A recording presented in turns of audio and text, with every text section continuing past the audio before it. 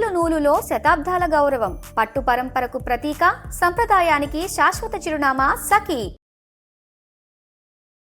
నమస్తే రమగారు. నమస్తే జయ. రమగారు, మనము దైవ దర్శనానికి వెళ్ళినప్పుడు, ఆలయాలకు వెళ్ళినప్పుడు గుడి చుట్టూ కూడా ప్రదక్షిణాలు చేస్తాం. ఒక్కొక్క దేవుడికి ఒక్కొక్క విధంగా చేస్తాం. అసలు దీని యొక్క ఆంతర్యం ఏంటండి? దేవాలయాల్లో ప్రదక్షిణలు అంటే దేవాలయం అనేది శక్తి కేంద్రం, అవును, ఒక శక్తి కూటమి. మామూలు సాధారణ దేవాలయాలు కాకుండా ధ్వజస్తంభం ఉన్న దేవాలయంలో తప్పకుండా ప్రదక్షిణ చేయాలని చెప్తారు. మందిరాల్లో ప్రదక్షిణలు సాధారణంగా కనపడవు మనకి. ప్రతిష్ఠ లేని దేవాలయాల్లో కూడా కనిపించవు. ప్రతిష్ఠ ఉండి ఎక్కడైతే ధ్వజస్తంభం ఉంటుందో అక్కడ ఏంటంటే అది ప్రపంచంలో ఉన్నటువంటి జీవశక్తి అదంతా అక్కడ కేంద్రీకృతమై ఉంటుంది. మంత్రంతో ఈ ప్రతిష్ఠ చేసినప్పటికీ మంత్రాలతోటి ప్రతిష్ఠ చేసిన మూర్తి యొక్క దాని మూర్తిమంతత్వం ఎట్లా అంటే ఊరికే ఒక విగ్రహాన్ని తెచ్చి అట్లా పెట్టేయరు. ఓ విగ్రహాన్ని తెస్తే దాన్ని చాలా రోజుల పాటు జలాధివాసం అంటే నీళ్లలో ఉంచుతారు. తర్వాత ధాన్యాధివాసం వడ్లల్లో అట్ట పెడతారు, ధాన్యాల్లో. తర్వాత పుష్పాధివాసం పువ్వుల్లో అట్ట పెడతారు. క్షీరాధివాసం కూడా చేయిస్తారు. రోజు కొత్త కొత్త పాలల్లో ఉంచటం అనమాట. చాలా కాలం ఇట్లా అధివాసం చేయించిన తర్వాత మంత్రపూతంగా దాన్ని ప్రతిష్ఠ చేస్తారు ఒక దేవాలయంలో విగ్రహాన్ని. విగ్రహ ప్రతిష్ఠ ఎంత అత్యద్భుతమైంది, మహాద్భుత కార్యక్రమమో ధ్వజస్తంభ స్థాపన కూడా అలాంటిదే. ఇక్కడ భగవత్ సేవ జరుగుతోంది అని ధ్వజం ఆకాశ మార్గం కూడా, ధ్వజస్తంభాలు ఇంతంత ఉండవు, గుడిని మించిపోయి ఎత్తుగా ఉంటాయి. ఆ ధ్వజస్తంభం వల్ల దీనికి ఇది ఎట్లా అవుతుందంటే చిన్నగా ఉండదు. ఇప్పుడు ప్రధాన మూర్తి ఇక్కడ ఉందనుకో, ఇంత దూరంగా ఇక్కడ ధ్వజస్తంభం ఉంటుంది. ధ్వజస్తంభానికి నమస్కారం చేసుకున్నాకే మనం లోపలికి వెళ్తాం. ధ్వజస్తంభంతో సహా మనం ప్రదక్షిణ చేయాలి. ఇది మొత్తం ఒక శక్తి కేంద్రం అన్నమాట. ఈ శక్తి కేంద్రంలో మనం ఇట్లా కనుక ప్రదక్షిణ చేస్తే ఏమవుతుంది, ఒక అయస్కాంత తరంగాలు ఉంటాయి, శక్తి తరంగాలు ఆలయం చుట్టూత. ఆ శక్తి కేంద్రాల్లోంచి మనం ఆ తరంగాల మధ్యలోంచి ఇట్లా వెళ్తాం. దానివల్ల ఏమవుతుంది, మనలో ఉన్నటువంటి త్రిగుణాలు సత్వరజస్తమో గుణాలు బ్యాలెన్స్ అవుతాయి. ఒక్కొక్క గుణాన్ని వదిలిపెట్టేసి త్రిగుణాతీతుడైన భగవంతుడిని దర్శనం చేస్తాం. భగవంతుడికి సత్వరజస్తమో గుణాలు ఉండవు, మానవ మాత్రం మనకుంటాయి. మనం వాటిని దాటి భగవద్ దర్శనం చేయాలి. అందుకని ఈ దేవాలయాల్లో చేసే ప్రదక్షిణలు చాలా అత్యద్భుతమైన విషయంగా చెప్తారు. ప్రదక్షిణ చేసి నమస్కారం చేసుకోవటం, లోపల దర్శనం చేయటం. ఒక్కొక్క దేవాలయంలో ఒక్కొక్క విధి చెప్తారు. శివాలయంలో కూడా శివాలయంలో ఒక ప్రత్యేకమైన విధానం ఉందంటారు. ప్రత్యేకమైన విధానం. సాధారణ దేవాలయాలు మామూలుగా అయ్యవారు మన విష్ణు ఆలయం కానీ, అమ్మవారి ఆలయంలో, వినాయకుడు దేవాలయంలో, ఆంజనేయ స్వామి దేవాలయంలో ధ్వజస్తంభం దగ్గర తొలుత ధ్వజస్తంభాన్ని పైకి తలెత్తి చూసి ధ్వజస్తంభాన్ని చూడడం, ముట్టుకునే అవకాశం ఉంటే ధ్వజస్తంభం మీద చేతులు ఆనించి నమస్కారం చేయడం. అక్కడి నుంచి మనం కుడివైపుగా ఇలా తిరుగుతాం, ప్రదక్షిణ మార్గం ఇలా తిరిగి మళ్ళీ ధ్వజస్తంభం చుట్టుకుని తిరగాలి మొత్తం. ఈ మూడోసారి కూడా మనం ధ్వజస్తంభానికంటే ముందు నుంచి వెళ్ళిపోకూడదు, ధ్వజస్తంభాన్ని దాటి మనం లోపలికి వెళ్ళాలి. ఇదొకటి. అక్కడి నుంచి కొన్ని చోట్ల అంతరాలయంలో మనం గర్భాలయంలో తిరిగేందుకు కూడా అవకాశం ఉంటుంది. ఈ తిరిగేటప్పుడు భగవంతుడికి ఎదురుగుండా వారి యొక్క వాహనాలు కనపడుతుంటాయి మనకి. ఇలా మన పరమేశ్వరుడి శివాలయంలో ఏమో నందీశ్వరుడు కనిపిస్తాడు, కొన్ని అమ్మవారి ఆలయాల్లో సింహం కనపడుతుంది, ఆంజనేయ స్వామి ఆలయాల్లో ఒంటె కనపడుతూ ఉంటుంది. మధ్యలోకి వెళ్ళకూడదు, స్వామికి ఆ వాహనానికి మధ్యలో నుంచి వెళ్ళకూడదు. ఆ వాహనం ఏంటి తదేకంగా భగవంతుడిని దర్శించుకుంటూ ఉంటుంది. నందీశ్వరుడు శివుడికేసి తాదాత్మ్యంగా చూస్తుంటాడు తదేక దృష్టితో, వారి మధ్యలోకి వెళ్ళకూడదు. అందుకని ఏం చేయాలి, ఇప్పుడు ఆ విష్ణువాలయాలు ఎదురుగుండా గరుడాళ్వారి విగ్రహం ఇది కానీ ఆంజనేయ స్వామిది కానీ కనపడుతుంది. అప్పుడు కూడా మనం ఏం చేస్తాం, మొత్తం చుట్టుకుని వస్తాం. అవును, వీరి మధ్యలోకి రాకూడదు, ఆ మధ్యలో నిలబడకూడదు.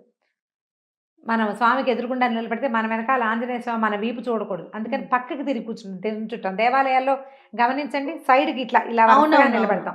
ఎదురుగుండా స్వామి ఉంటారు, ఇక్కడేమో ఆ వాహన ఎవరైతే ఈ ఎవరు అక్కడ ఉంటే అంటే గరుడాళ్వారు ఉంటారా, ఆంజనేయ స్వామి ఉంటారు, వాళ్ళు నేరుగా భగవద్ దర్శనం చేసుకుంటూ ఉంటారు. వాళ్ళని డిస్టర్బ్ చేయకుండా మనం పక్కన నుంచి ఉంటాం. ఓకే అండి, అడ్డు తొలగండి అని చెప్తారు. వారిద్దరి మధ్యలోకి వెళ్ళకూడదు. ప్రదక్షిణ మొత్తానికి చేస్తాం. అయితే ఇప్పుడు మామూలు ఆలయాల్లో ఇలా ప్రదక్షిణం చేస్తాం. శివాలయాల్లో ఒక ప్రత్యేకమైన విధానం ఉంటుంది. నందీశ్వరుడికి నమస్కారం చేసి నందిని పలకరించాలి ముందు.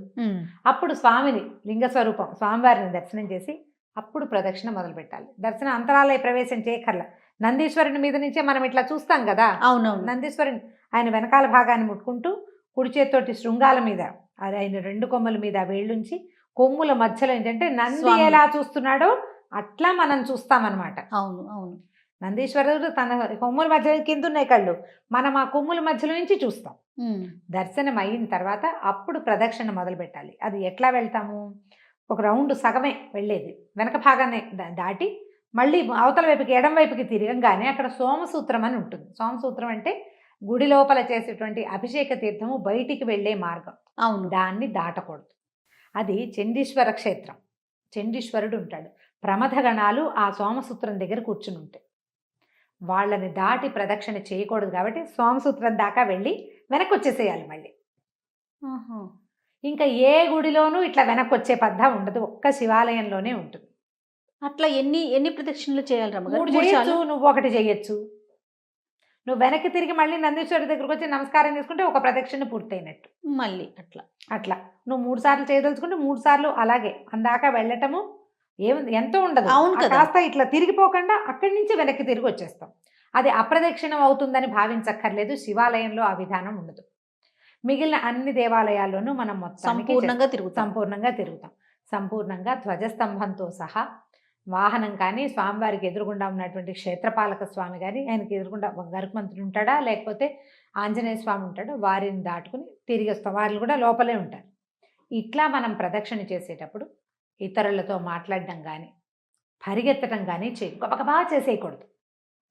ఒక నిండు గర్భిణి నీళ్ల పాత్ర పట్టుకుని నడిస్తే ఎలా నడుస్తుందో అట్లా అడుగులో అడుగు వేసుకుంటూ వెళ్ళాలి. మనం ఈ చేసే ప్రదక్షిణ మనలో ఉన్నటువంటి దుర్గుణాలని, త్రిగుణాలని, మన సమస్యలని, జీవితం పట్ల ప్రపంచం పట్ల మనకున్న భయాలని తొలగదీసుకోవటం కోసం ఈ ప్రదక్షిణ చేస్తున్నంతసేపు అక్కడ ఉన్న శక్తి నుంచి మనం గోత్రు అవుతున్నాము అనే గమనంతో ఏదైనా నామోచ్చరణ ఏదైనా చేయటం, ఒక శ్లోకాలు చదువుకోవటమో, స్తోత్రం చదువుకోవటమో, భగవన్నామ సంకీర్తనో చేస్తూ 2-3 వెళ్తే మనం కబుర్లు చెప్పుకుంటూ చేయకూడదు. సినిమాటిక్ మాటలు చేయకూడదు. వెనకాల ఎవరితోటైనా మాట్లాడడము, హాయిలు హాలులు చేయకూడదు. నవ్వుమొహం పెట్టాలంతే. భగవన్నామోచ్చరణ మానకూడదు. ఒక్కసారి ఇట్లా వెళ్ళి చూడండి, మీకు ఎంత డిఫరెన్స్ వస్తుందో చూడండి. మన మనస్తత్వం మారిపోతుంది. పరిగెత్తుకుంటూ ఆఘమేఘాల మీద వెళ్ళటము, భార్యాభర్త చేతులు పుచ్చుకు వెళ్ళటము అలాంటివి చేయకూడదు. అట్లా చేతులు పుచ్చుకునేది వివాహంలో అవగానే మనం పసుపు బట్టలతోటి తీసుకెళ్తారు కదా, వాళ్ళని ఒక్కసారి అట్లా చేయమంటారు. మామూలుగా విడిగా తర్వాత వివాహం పసుపు బట్టలతో వెళ్ళిన వాళ్ళకే అది మనమంతా మామూలుగా వెళ్ళటమే. అక్కడ చేతులు పట్టుకోవటాలు అవి చేయకూడదు. జీవుడు ఎవడి దారి వాడిదే. అక్కడ నువ్వు ఎంత బాగా భగవన్నామోచ్చరణ చేస్తావో, ఎంత శ్రద్ధగా ప్రదక్షిణ చేస్తావో నీకు ఫలితం అంత బాగుంటుంది. దేవాలయ సందర్శనం వల్ల నీకు రావాల్సినటువంటి ప్రశాంతత లభిస్తుంది. చకచకా చేయొద్దు. ఈ మధ్యలో మనం ఈ ప్రదక్షిణ మార్గంలో ఇంకా చిన్న ఉపాలయాలు ఉంటాయి. అక్కడ కూడా నమస్కారం చేసుకుని రావటం. మనం దేవాలయ ప్రదక్షిణ చేయదలుచుకుంటే ఉపాలయాలు వదిలిపెట్టేసి మొదట 3 ప్రదక్షిణలు చేసిన తర్వాత స్వామి దర్శనం అయ్యాక అప్పుడు ఉపాలయ దర్శనం కూడా చేసుకోవచ్చు. అయితే నవగ్రహాలకు ప్రదక్షిణ కూడా ఒక డిఫరెంట్ ప్రదక్షిణ. అదేంటంటే మన గ్రహ బాధలు ఉంటే మనకి ఈ గ్రహానికి ఇన్ని అని లెక్క ఉంటుంది. సాధారణంగా మనం 3 ప్రదక్షిణలు చేస్తాం ప్రతి చోట. తర్వాత ఆంజనేయ స్వామికి 9, 11, 40 ప్రదక్షిణలు, కొన్ని చోట్ల 108 ప్రదక్షిణలు. ఈ అమ్మవార్లకి రమ్మగారు అమ్మవారికి కూడా 9, 3 మామూలుగా చేయటం. ఒకవేళ మనం ఏదైనా మొక్కుంటే 9 ప్రదక్షిణలు మొక్కు పెట్టుకోవచ్చు. ఆంజనేయ స్వామికి మనం 41 ప్రదక్షిణలు కానీ 108 ప్రదక్షిణలు కానీ 108 ఇంకో చోట ఎక్కడుంది మనకి చిలుకూరు బాలాజీ కూడా అట్లా మనం మొక్కు పెట్టుకుని మనం మన పని అయిపోయాక అక్కడ నువ్వు చూడు ఆ ప్రవాహాల్లో నిలబడితే నువ్వు నడవక్కర్లా తీసుకెళ్ళిపోతూ ఉంటారు. అలా జరుగుతుంది. సాధారణంగా దేవాలయంలో మీరు నిదానంగా ప్రదక్షిణ చేస్తే మన ఇబ్బందులు బాగా తొలుగుతాయి. మనసు చాలా ప్రశాంతమవుతుంది. ఆ సందర్శనం తాలూకు ప్రభావము మనకి ఎక్కువ గంటల పాటు మన మీద ఉంటుంది. నవగ్రహాల మాట చెప్తున్నాం కదా, ఎవరి దీన్ని బట్టి గ్రహస్థితిని బట్టి ఈ గ్రహానికి ఇన్ని, ఈ గ్రహానికి ఇన్ని అని లెక్క ఉంటాయి. ఏ గ్రహము లేదు, మనం ఒట్టిగా చేయదలుచుకున్నాం 3 ప్రదక్షిణలు చేస్తే సరిపోతుంది. దానికి ఒక శ్లోకం కూడా ఉంది. ఆదిత్యాయ చ సోమాయ మంగళాయ బుధాయ చ గురు శుక్ర శనిభ్యశ్చ రాహవే కేతవే నమః. ఈ 9 గ్రహాల పేర్లు వచ్చి ఆ శ్లోకం చిన్న శ్లోకం అక్కడ కనపడుతూ ఉంటుంది బోర్డు మీద, చదువుకోండి.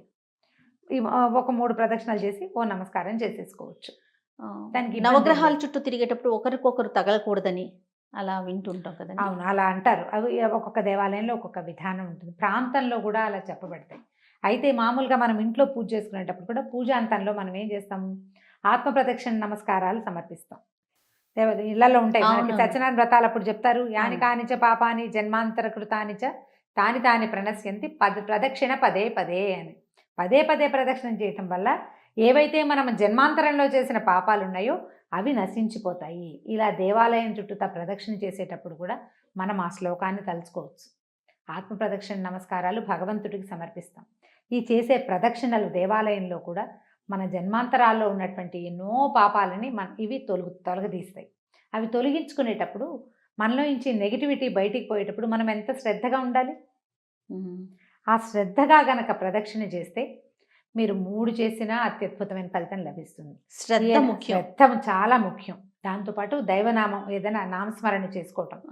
ఆంజనేయ స్వామికి చేసేటువంటి 21 కానీ లేదా 40 కానీ ప్రదక్షిణలు చాలా విశేషమైన ఫలితాన్ని ఇస్తాయి. భయాన్ని పోగొడతాయి, గ్రహపీడల నుంచి బయటపడేస్తాయి. ఏదైనా భూత ప్రేత పిశాచాది బాధలు ఉంటే వాటి నుంచి బయటపడేస్తాయి. ఆయన ప్రదర్శన ముందు చేసే వాటికి ఏం చదువుకోవాలి రమ్మ గారు? ఆంజనేయ స్వామికి ఆంజనేయ ఒక స్వామి. ఆంజనేయ స్వామికి వందల కొద్ది శ్లోకాలు ఉన్నాయి. దండకం నోటికొస్తే దండకం నోటికి రావద్దు. అవును. సింపుల్ శ్లోకాలని అంజనానందనం వీరం జానకీ శోకనాశనం కపీసమక్ష హంతారం వందే లంకా భయంకరం. చిన్న శ్లోకం కదా, చక్కగా చదువుకోవచ్చు. 10 బదుల కొద్దీ ఉన్నాయి. ఒక్క శ్లోకం నేర్చుకున్న ఆ ఒక్క శ్లోకంతో చేయొచ్చు. మీకు ఇంకా బెస్ట్ మెథడ్ చెప్తాను. ఆంజనేయ స్వామికి ప్రదక్షిణం చేసేటప్పుడు శ్రీరామ శ్రీరామ శ్రీరామ శ్రీరామ. అవునండి. ఇక ఆంజనేయ స్వామి శ్లోకం అక్కర్లేదు. ఆ ఒట్టి శ్రీరామతోటే ఆంజనేయ స్వామి మీతో పాటే ప్రదక్షిణం చేస్తూ మీ ఇంటికి వచ్చేస్తాడు. జీవితంలో ఉన్న భయాన్ని పోగొట్టుకోవాలంటే ఆంజనేయ స్వామికి ప్రదక్షిణలు చేయాలి తప్పకుండా. దేవాలయంలో చేసే ఏ కార్యమైనా కూడా మంచి ఫలితాన్ని ఇస్తుంది. ఎందుకంటే అక్కడ పవర్ ఏమనాలంటే దాన్ని పవర్ బ్యాంక్ కాదు, పవర్ హౌస్ అది. దేవాలయం అందుకే కదా నిర్మించబడుతుంది. ఇంట్లోకి దేవాలయానికి ఉన్న తేడా అదే. దేవాలయంలో ఉండే ప్రశాంతత, ఆ ప్రత్యేకత ఇంకొక చోట రాదు. అలాంటి చోట కూర్చుని మీరు ఏదైనా భగవన్ నామస్మరణ చేసుకోవటం. ఈ ప్రదక్షిణ చేసేటప్పుడు వెళ్ళాలనుకుంటే ఒక శ్లోకం, అమ్మవారి గుడికి వెళ్తావు ఒక శ్లోకం అనుసంధానం చేసుకోవటం, ఆ ఒక్క శ్లోకాన్ని చదువుకుంటూ తిరగటం. పెద్ద పెద్దవి రావు మనకి, లలితా శాస్త్రాలు అవి రావు, చదువుకోలేకపోతాం. లక్ష్మీదేవి రాదు, ఏదో చిన్న శ్లోకం వచ్చింది, ఒక్కటి చిన్న శ్లోకం పట్టుకుని చదువుకోవటం, తిరగటం చేస్తే కనుక చాలా మంచి ఫలితం ఉంటుంది. నేను చెప్పినట్టుగా చేసి చూడండి. తప్పకుండా అండి. నమస్తే. నమస్తే.